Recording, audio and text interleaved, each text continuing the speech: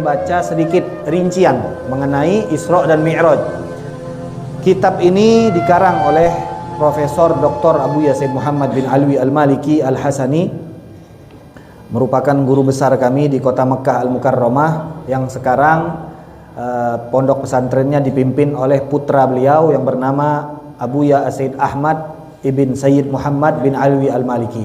Nah, jadi ini ayah daripada yang mimpin pondok sekarang di kota Mekah Al-Mukarramah. Alhamdulillah wa syukrulillah wassalatu wassalamu ala Rasulillah Sayyidina Muhammad bin Abdullah.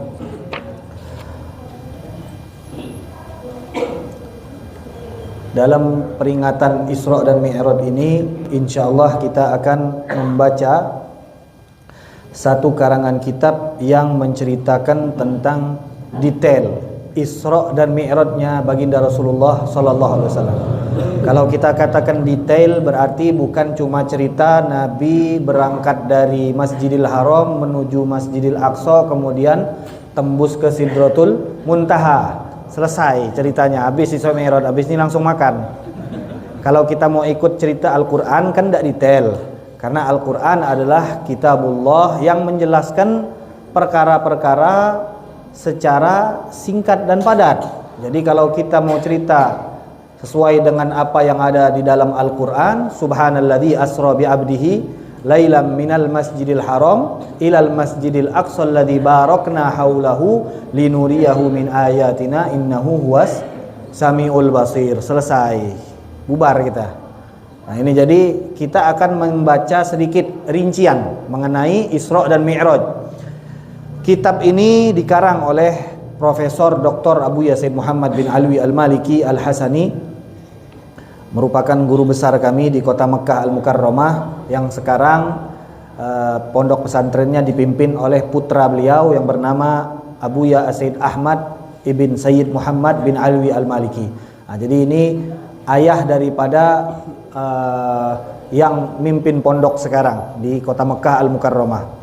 Beliau adalah guru besar di kota Mekah Al-Mukarramah, yang juga dalam majelis kita membaca kitab karangan beliau, ya, tentang Syaraful Ummah atau kita sebut dengan Khosaisul Muhammadiyah, keutamaan dan kemuliaan umat Nabi Muhammad SAW. Setiap minggu kita baca di sini, itu juga merupakan karangan beliau. Karya beliau itu sampai dengan ratusan. Jadi beliau punya karya sampai ratusan dan sudah tercetak sekitar 70 atau 80 kitab. 70 sampai 80 kitab yang pernah dicetak.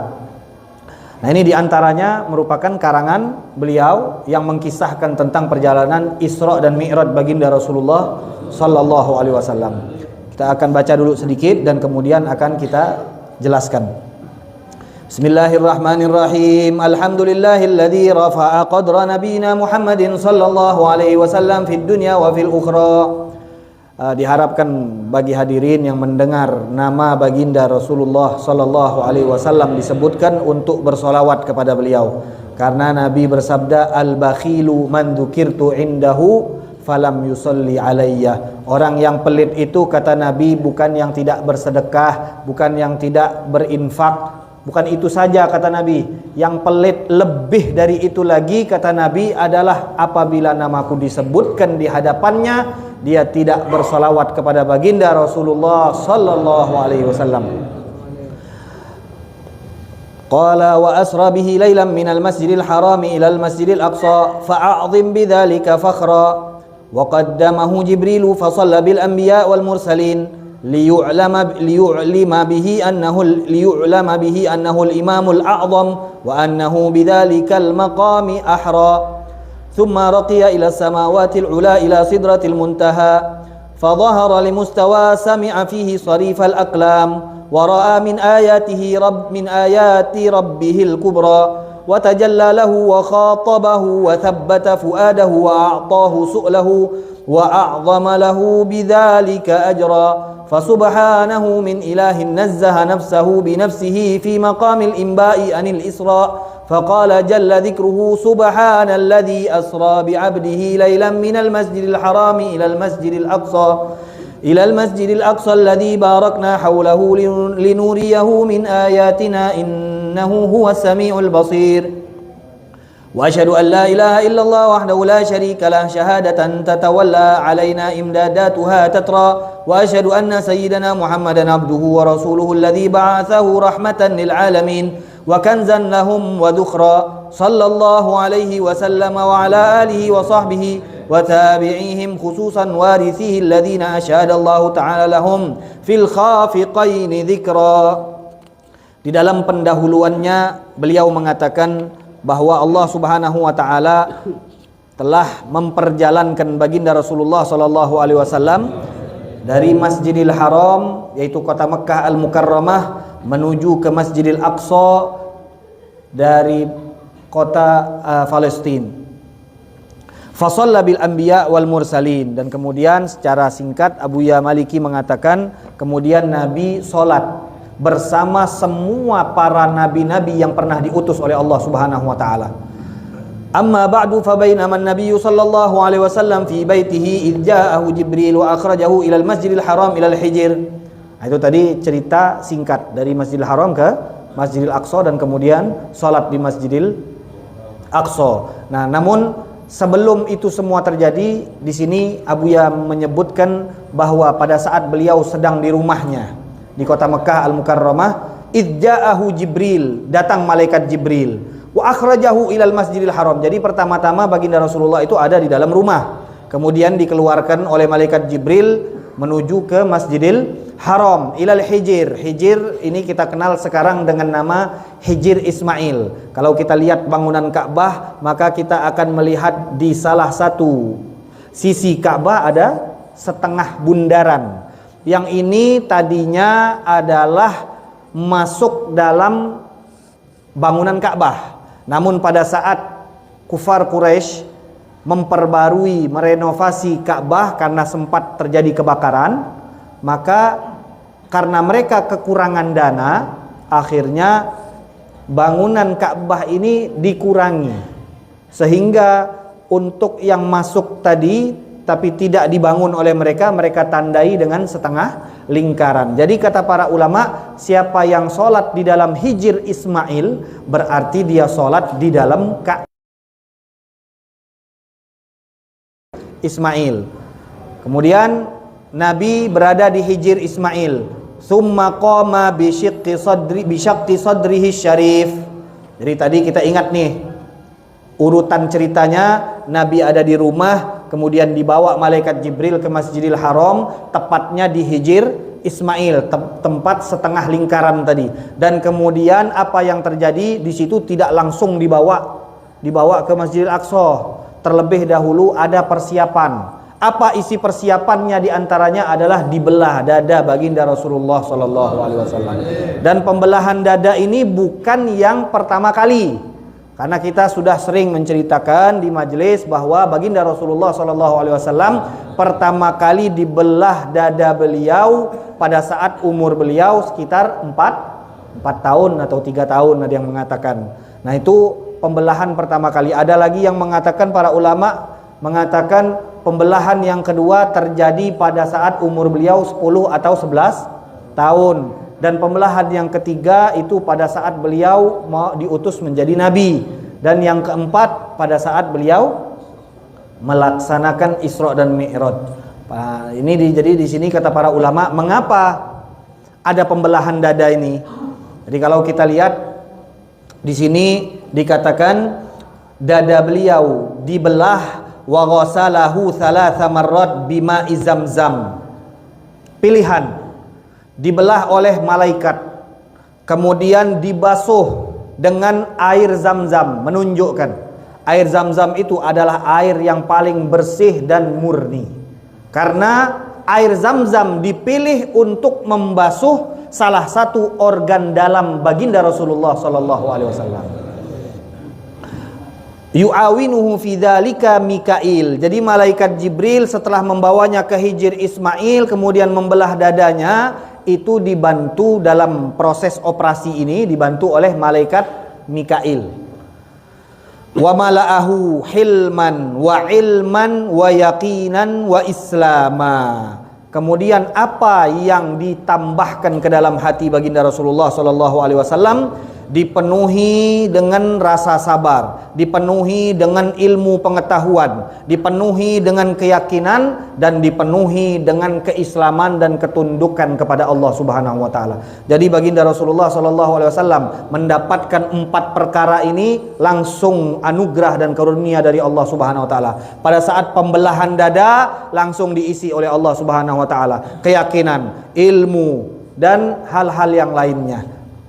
Menunjukkan bahwa baginda Rasulullah SAW dispesialkan oleh Allah Subhanahu wa taala. Kalau kita mendengar nabi-nabi yang terdahulu, tidak ada di antara mereka yang pernah dibelah dadanya seperti baginda Rasulullah SAW. Bahkan pembelahan dada ini terjadi, ada yang mengatakan 3 kali, ada yang mengatakan 4 kali, seperti yang tadi sudah kita sebutkan. Wa khatama baina katifaihi bi khatamin nubuwah. Dan kemudian ada setempel kenabian, yaitu di antara 2 bahu baginda Rasulullah SAW.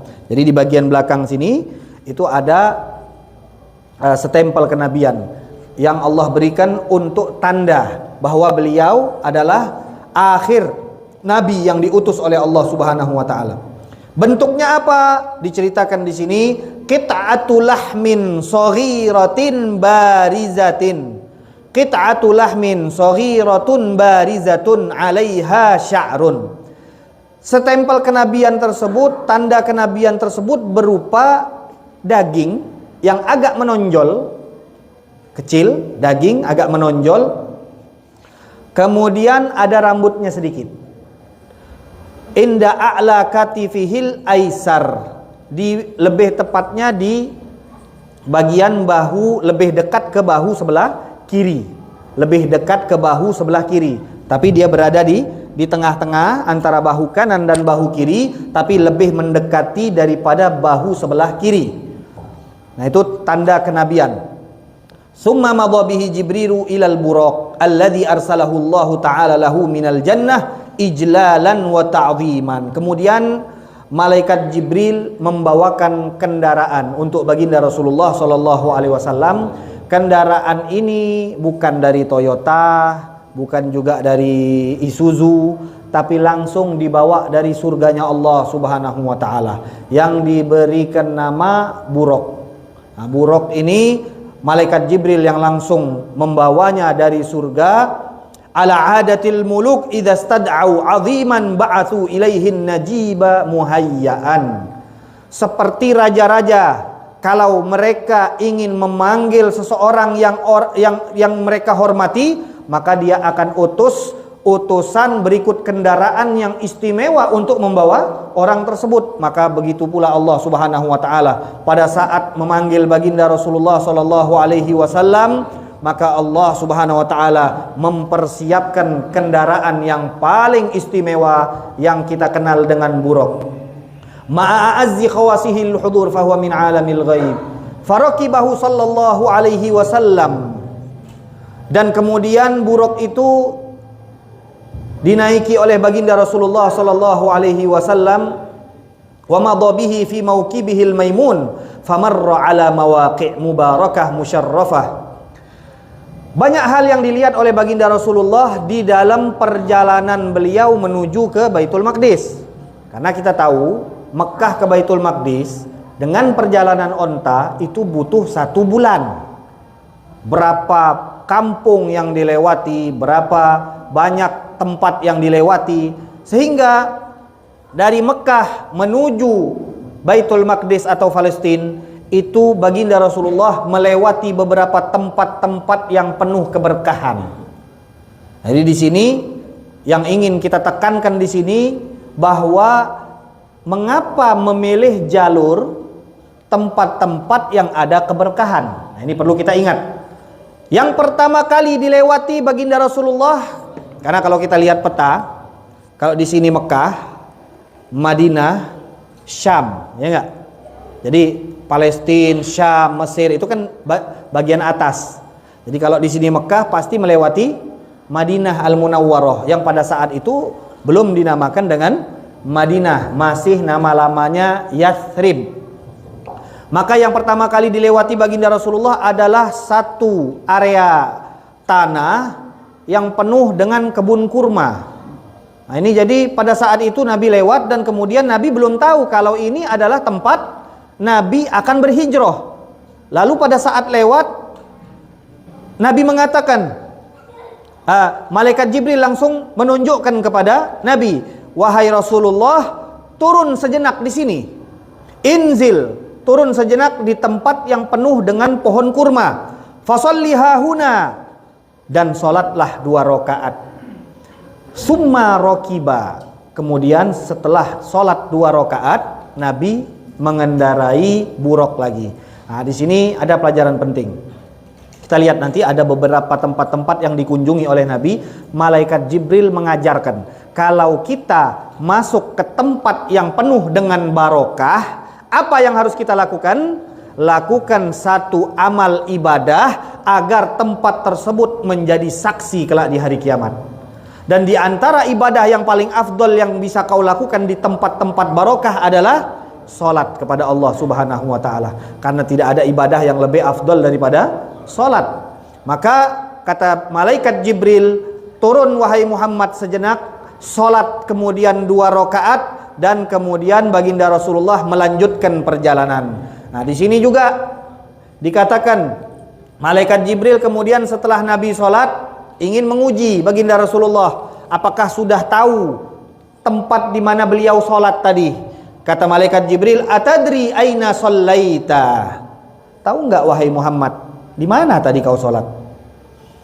Jadi di sini menunjukkan, kata para ulama, pertama, seseorang itu untuk sampai kepada Allah Subhanahu wa taala, untuk dekat kepada Allah Subhanahu wa taala, bahkan baginda Rasulullah Shallallahu alaihi wasallam itu masih ada perantara, yaitu malaikat Jibril. Lalu bagaimana dengan manusia biasa? Jadi kata para ulama, orang bisa dekat kepada Allah itu dengan arahan dan petunjuk guru.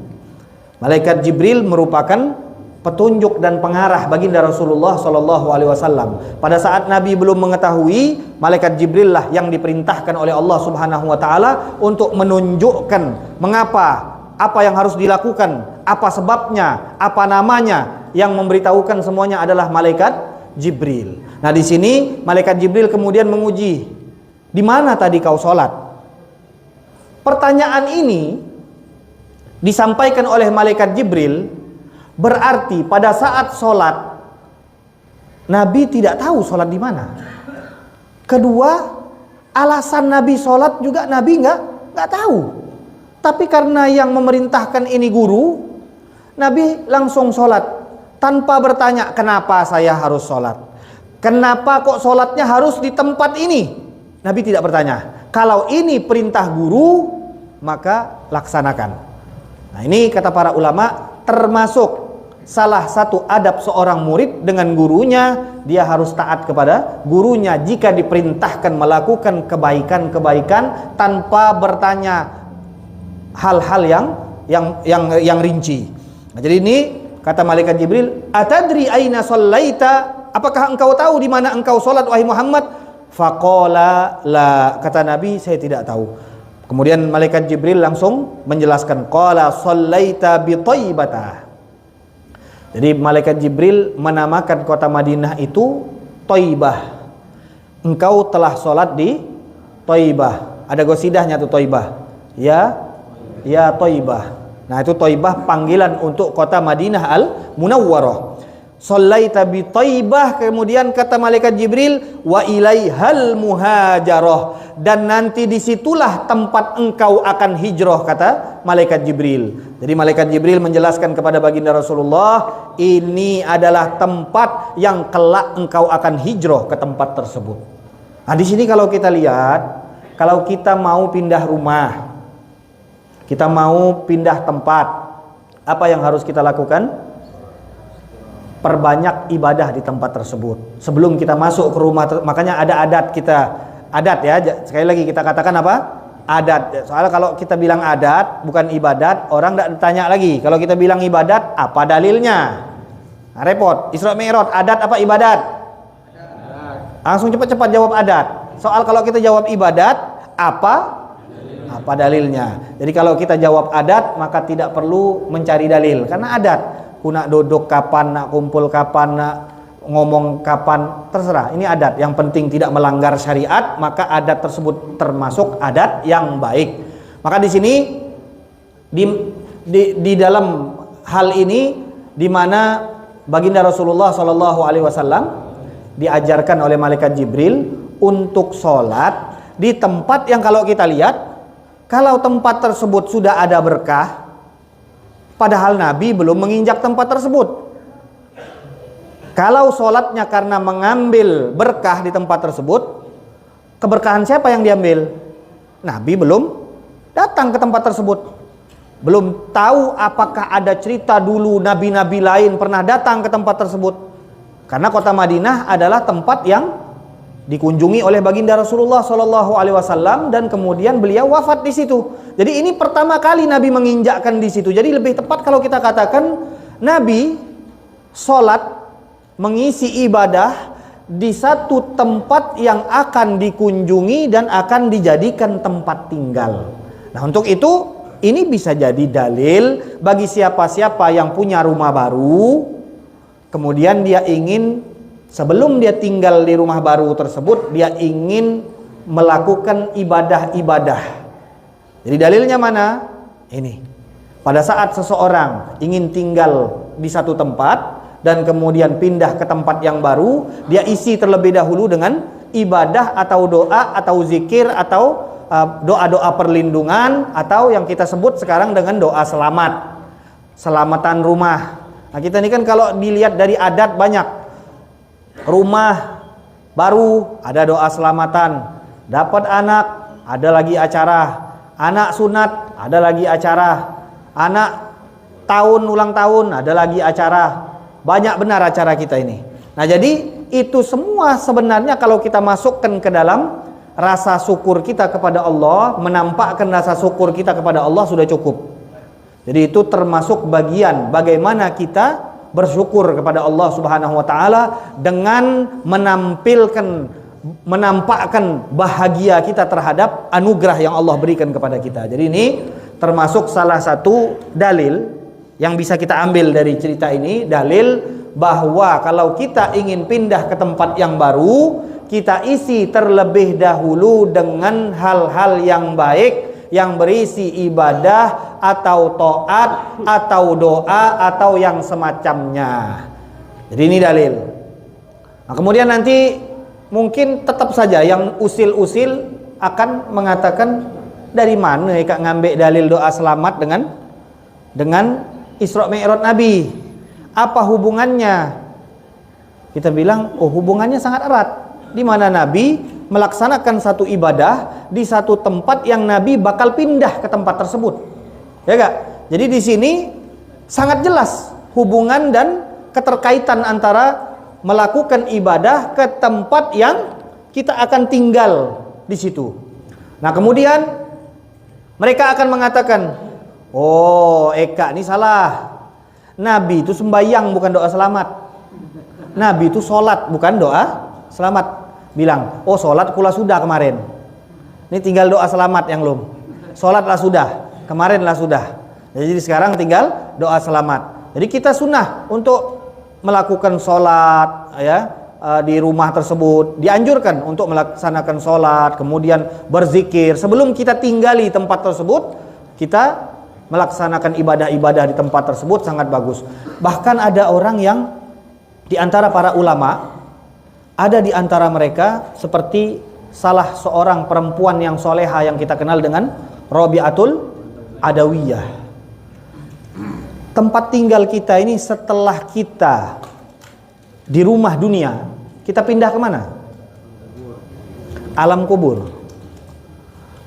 Rabi'atul Adawiyah, dia tahu dia bakal pindah ke alam kubur. Maka dia menghatamkan Al-Quran di dalam kuburannya. Sebelum dia meninggal dunia, dia hatamkan Al-Quran di dalam kuburannya. Tujuannya apa? Karena tempat yang sering kau ibadah di situ, sering engkau lakukan ketaatan di situ, akan menjadi saksi. Kedua, tempat tersebut akan menjadi tempat turunnya rahmat. Kalau tempat tersebut menjadi tempat turunnya rahmat, mustahil adab Allah akan turun di tempat tersebut. Sehingga seorang ulama Al-Quran di dalam kuburan yang belum beliau tempati, yang beliau belum wafat, tapi sudah membaca Al-Quran di kuburannya sebanyak 6.000 kali khotaman. Dengar 6.000 tuh luye gitu, dengar 6.000. Kita ini mungkin, ini baru bicara dia menghatamkan Al-Quran di kuburannya. Lalu bagaimana khotaman Al-Quran di rumahnya, bagaimana khotaman Al-Quran pada saat bulan Ramadan, bagaimana khotaman Quran pada saat dia bangun malam, bagaimana, berapa banyak. Ini baru di kuburannya, sebelum dia meninggal, sebelum dia wafat, dia baca di kuburannya 6.000 kali. Lalu ada seorang ulama juga yang mendengar, ini orang puan, malu tak kita nih orang laki. Jadi ulama ini kebetulan laki nih, dia dengar cerita biografi Rabi'atul Adawiyah yang menghatamkan Al-Quran di kuburannya 6.000 kali. Dia bilang orang puan menghatamkan Al-Quran 6.000 kali. Maka dia pun menggali kuburannya, kemudian dia hatamkan Al-Quran sebanyak 7.000 kali. Apa yang harus kita lakukan?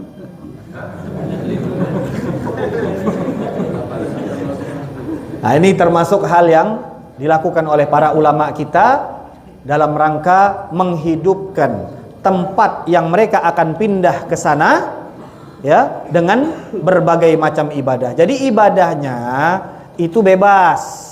Sekali lagi, ibadahnya bebas. Mengapa kita katakan bebas? Selagi tidak ada larangan. Nabi pada saat mencontohkan, pada saat beliau mencontohkan satu ibadah, maka bukan berarti ibadah yang lain jadi haram. Kapan ibadah lain bisa haram? Kalau Nabi menegaskan tidak boleh melakukan ibadah lain kecuali ibadah dengan ibadah ini, maka yang lain bisa menjadikan ibadah ini batal. Nah, seperti misalkan di dalam sholat, Nabi sudah mencontohkan dan kemudian Nabi memerintahkan, "Shollu kama ra'aitumuni usolli." Kata Nabi, wajib kalian sholat mengikuti tata cara sebagaimana aku sholat. Jadi kalau ada orang sholat sujud dulu baru takbiratul ihram, habis itu baru dia ruku, habis itu baru dia tasyahud, itu tidak sah. Karena Nabi sudah menegaskan, "Shollu, sholatlah kalian kama ra'aitumuni usolli, sebagaimana kalian melihat aku sholat." Nah, ini jelas tuntunannya di dalam sholat. Bacaannya pun tidak boleh kita ubah-ubah. Setelah takbiratul ihram baca Fatihah, ini tidak boleh dirubah. Kenapa? Nabi sudah menegaskan, sholatlah kalian sebagaimana saya sholat. Dan ada hadis-hadis yang lain, mengapa tidak boleh ganti Al-Fatihah? Karena kata Nabi, orang yang tidak baca Fatihah maka tidak sah sholatnya. Jadi ada dalil lengkap pada saat kita tidak boleh mengubah membaca Al-Fatihah. Tapi tidak demikian dengan hal-hal yang lain. Seperti tadi, pada saat Nabi turun, kemudian Nabi sholat, tidak ada kata-kata yang menjelaskan tidak boleh mengisi tempat yang engkau bakal pindah ke situ dengan selain sholat. Tidak ada dasarnya. Jadi pada saat Nabi mengajarkan kita dengan satu ibadah yang dilakukan dalam satu tempat yang kita bakal pindah ke situ, maka ibadah ini bukan berarti melarang ibadah lainnya. Larangan itu harus ada nasnya. Jadi gak boleh dengan satu ibadah kita melarang ibadah yang lain. Jadi Nabi mengajarkan ibadah, lalu kita bebas mau melakukan ibadah apa saja. Karena Nabi mengajarkan sholat.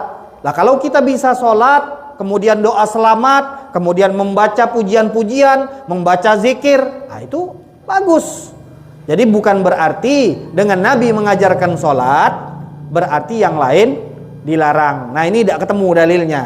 Karena seperti tadi, sholat jelas dalilnya. Mengapa tidak boleh ganti-ganti Fatihah? Karena Nabi yang mengatakan, Nabi yang memerintahkan.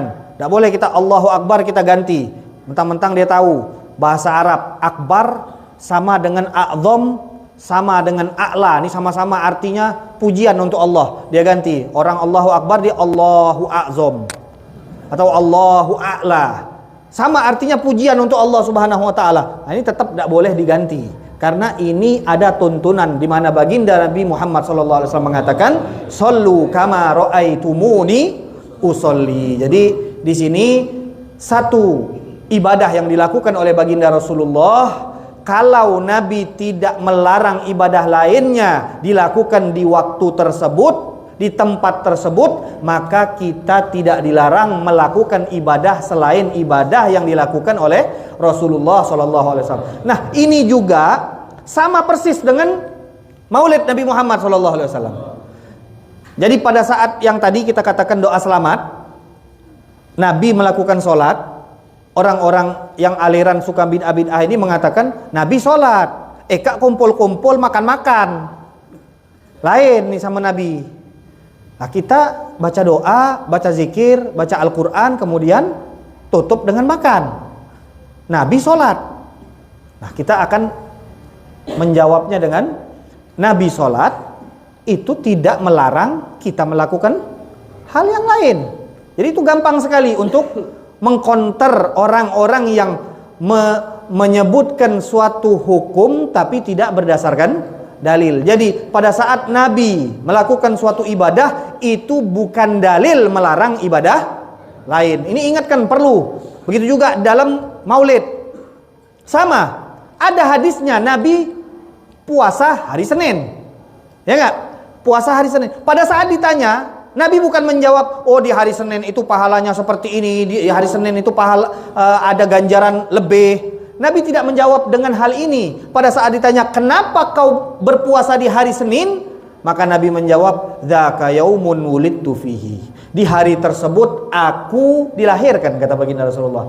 Berarti apa yang bisa kita tarik dari sini, kata para ulama? Kata ulama, berarti Nabi berpuasa di hari Senin sebagai bentuk rasa syukur Nabi di hari kelahiran baginda Rasulullah Sallallahu Alaihi Wasallam. Sama seperti ini juga kasusnya. Pada saat kita menyebutkan hadis ini dalil untuk bahagia, bersyukur di hari lahirnya Nabi Muhammad, mereka mengatakan Nabi puasa. Eka kan tidak ada berpuasa. Eka 12 Rabiul Awal malah makan-makan. Nah kan sama persis. Jadi mereka melarang hal yang tidak dilarang oleh baginda Rasulullah SAW. Nabi mengajarkan di hari-hari istimewa, tunjukkan rasa syukurmu, tunjukkan rasa bahagiamu dengan melakukan suatu ketaatan. Ini yang bisa ditarik dari hadis Nabi berpuasa di hari Senin. Bukan Nabi mewajibkan berpuasa saja di hari Senin. Bukan, gak ada kesimpulan seperti itu. Jadi kita boleh berpuasa, kita boleh sholat, kita boleh berzikir, kita boleh berkumpul dengan menuntut ilmu, membacakan sirah Nabi, karena dalil di mana Nabi menampakkan kebahagiaan, menunjukkan rasa syukurnya kepada Allah Subhanahu wa taala dengan berpuasa tadi sama dengan apa yang kita lakukan. Jadi ini saya kira sangat jelas sekali bahwa di antara perjalanan pertama baginda Rasulullah Shallallahu Alaihi Wasallam menuju ke Baitul Maqdis ini, yang pertama kali dilalui oleh baginda Rasulullah Shallallahu Alaihi Wasallam adalah melewati kota Madinah Al-Munawwarah yang kelak akan menjadi tempat hijrahnya baginda Rasulullah Sallallahu Alaihi Wasallam. Inilah sejam nih, baru sikok tempat nih kita bercerita nih, baru sikok tempat ini kita bercerita, masih banyak ini. Bayangkan berapa kampung yang dilewat Nabi dari Mekah ke Baitul Maqdis. Nah, jadi ini masih panjang. Macam mana kira-kira, terus apa dak? Nah, masih semangat. Kita lanjut. Bismillahirrahmanirrahim. Qala thumma talaqal buraqu bi sayyidil kaunaini ila an wasala Madyan inda syajarati Musa allati istadalla tahtaha hina kharaja min Misra faqala lahu Jibril inzil fasalli fanazala fasalla thumma intalaqu ila turi Sayna haitsu kallama Allahu Musa Faqala lahu Jibril inzil fasalli, fanazala fasalla. Thumma rakiba ila an balagha ardan fabadat lahu qusurus Syam. Faqala lahu Jibril inzil fasalli, fafa'ala thumma rakiba fantalaqa al-buraqu bih. Faqala atadri aina sallaita? Qala la, qala sallaita bi baiti lahmin haitsu wulida Isa ibn Maryam. Berikutnya Nabi melewati di dalam perjalanannya menuju Baitul Maqdis, melewati satu kampung yang bernama Madian. Apa nama kampungnya? Madian. Jangan lupa nih, nanti Isra Mi'raj tahun depan ditanya. Madian. Yang pertama Nabi lewat kota yang dinamakan oleh Jibril Thaibah, atau yang dikenal sekarang dengan Madinatul Munawwarah. Nah, yang kedua Nabi melanjutkan perjalanan dan sampailah di satu kampung yang namanya Madian. Madian ini kurang lebih antara Mesir dan Baitul Maqdis, ya, antara Mesir dan Baitul Maqdis. Jadi Mesir, Syam, Baitul Maqdis ini kan berdekatan, ya enggak? Berdekatan. Nah, Mesir dan Syam. Nah, di antara Mesir dan Syam lebih tepatnya ada kota yang bernama Madian, kampung atau kota. Jadi di sini pada saat baginda Rasulullah SAW sampai di Madian, kata malaikat Jibril, tepatnya ada satu pohon.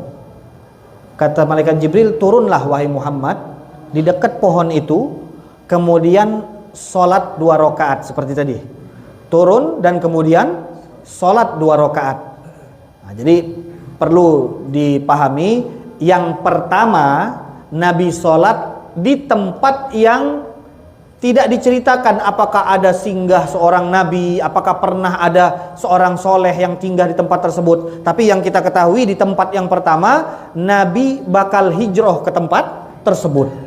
Adapun tempat kedua di kampung Madian, di mana di sini dikatakan di satu tempat yang ada pohonnya, tepatnya pohon di mana Nabi Musa sempat menyandarkan diri sebentar di pohon tersebut. Kemudian kata malaikat Jibril, turun wahai Muhammad, sholat di tempat tersebut. Kalau kita lihat, tempat yang kedua berbeda dengan tempat yang pertama. Karena tempat yang kedua ini pernah disinggahi seorang utusan Allah, yaitu Nabi Musa alaihi salam. Madian ini lebih tepatnya kampung Nabi Yakub. Nabi Yakub punya putri 2. Hubungan dengan apa yang disinggahi oleh baginda Rasulullah SAW di tempat ini, di mana karena kan kita harus tahu apa tiba-tiba Nabi Musa nyender di pohon nih kan? Ada apa? Cerita sebelum dan cerita setelah. Kita singkat ceritanya, tapi sesingkat-singkatnya ini bisa sejam. Ini paling singkat sudah sejam nih. Nah, insya Allah kita bisa lebih ringkas lagi. Jadi pada saat Nabi Musa itu sebelum diutus oleh Allah Subhanahu wa taala, beliau lahir di tahun di mana Fir'aun mengatakan semua bayi laki-laki yang lahir di tahun ini harus dibunuh. Lahirlah Nabi Musa. Sedangkan saudara beliau bernama Harun alaihi salam lahir di tahun yang kebetulan diliburkan pembunuhan itu. Jadi 1 tahun libur, 1 tahun bunuh, 1 tahun libur, 1 tahun bunuh. Di tahun yang diliburkan lahir Nabi Harun.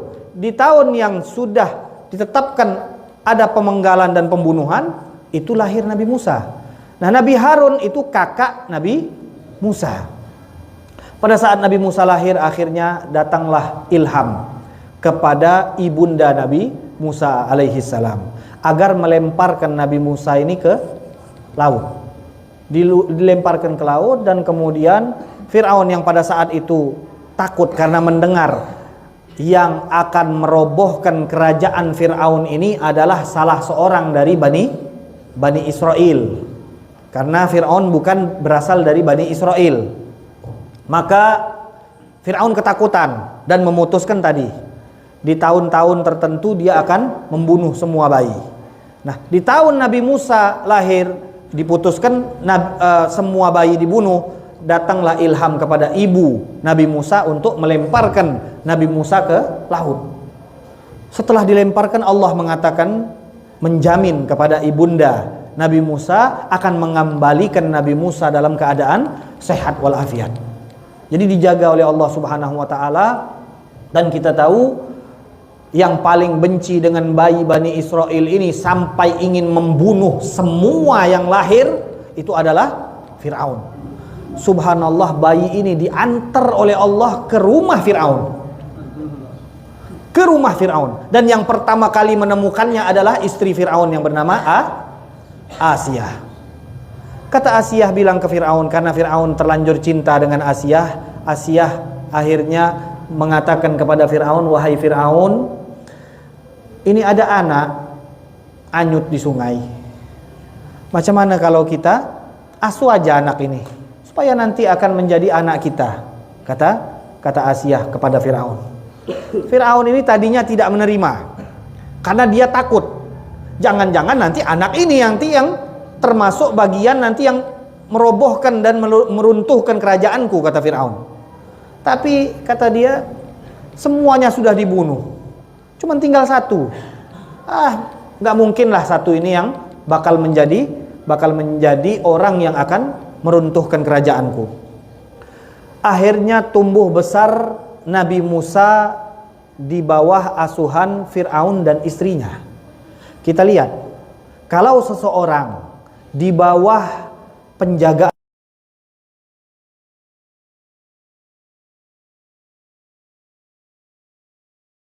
besarnya dia tetap muslim, besarnya dia tetap punya akhlak, besarnya dia tetap akan menjadi orang yang soleh.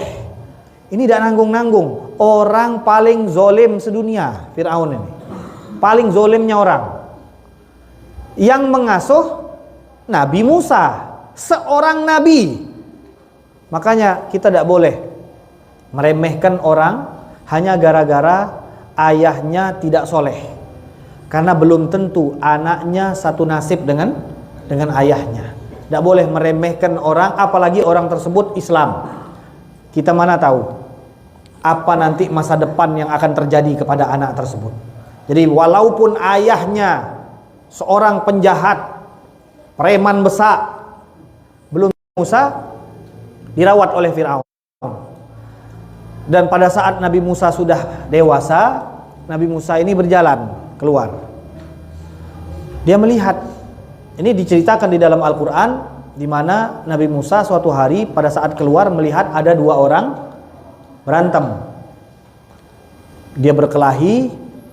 Nabi Musa ini tahu kalau beliau ini ternyata bukan anak Fir'aun. Dia aslinya dari Bani Israel.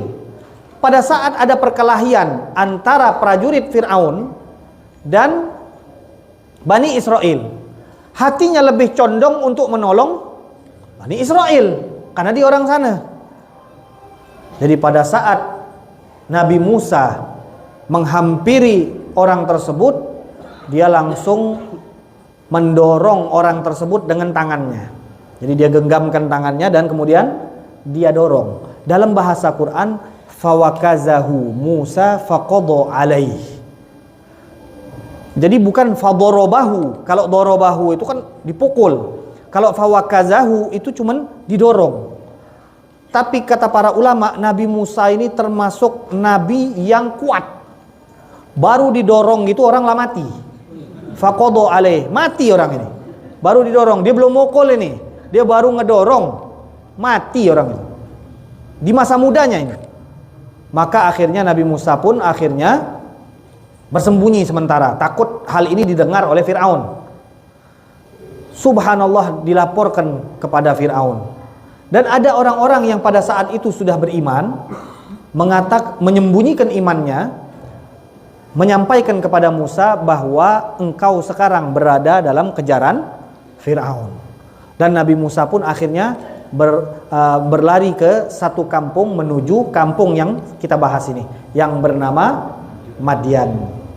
Nah, sebelum beliau duduk di pohon, itu ada ceritanya. Nah, panjang lagi nih cerita nih. Ini sudah dekat nih. Gimana, lanjut apa nanti kita ceritakan di Isra Mi'raj selanjutnya? Masih banyak soalnya Isra Mi'raj ini, di Masjid Jami nanti ada, di Surau Tanjung nanti ada.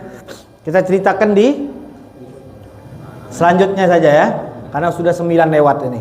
Jadi sudah satu jam. Jadi mudah-mudahan nanti di pertemuan selanjutnya semua bisa hadir karena ingin mengikuti cerita ini. Jadi kita sambung cerita Nabi Musa ingin berteduh di satu pohon karena masih lumayan panjang ini. Mudah-mudahan apa yang kita baca pada hari ini dan cerita-cerita yang bermanfaat, ilmu-ilmu yang bermanfaat yang kita baca pada hari ini dapat kita amalkan dan kita praktekkan di dalam kehidupan kita sehari-hari, dan semakin kuat hubungan kita dengan baginda Rasulullah, semakin kuat iman kita kepada Allah dan Rasulullah sallallahu alaihi wasallam. Dan mudah-mudahan dengan berkat perkumpulan peringatan Isra dan Mi'raj ini, Allah Subhanahu wa taala mengabulkan semua hajat-hajat kita, mengangkat semua musibah, bencana, balapetaka, bala dan wabak. Mudah-mudahan Allah Subhanahu wa taala menjadikan kita orang-orang yang bertambah hidayahnya, bertambah taufiknya, bertambah ilmunya, bertambah ketakwaannya, bertambah kebaikannya, tidak bertambah umur kecuali bertambah baik kita, tidak bertambah umur kecuali bertambah ibadah kita, bertambah ketaatan kita kepada Allah Subhanahu wa taala. Mudah-mudahan niat-niat kita disampaikan oleh Allah Subhanahu wa taala,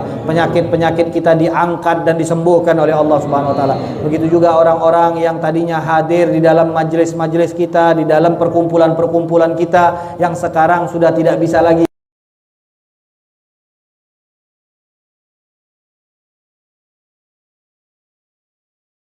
menyampaikan dan mengalirkan pahala yang kita dapatkan kepada kedua orang tua kita, kepada orang-orang yang sudah mendahului kita. Amin ya rabbal alamin. Wa sallallahu ala sayyidina wa maulana Muhammadin wa ala alihi wa sahbihi wasallam. Walhamdulillahi rabbil alamin. Hakada minni wal afu minkum. Wassalamu alaikum warahmatullahi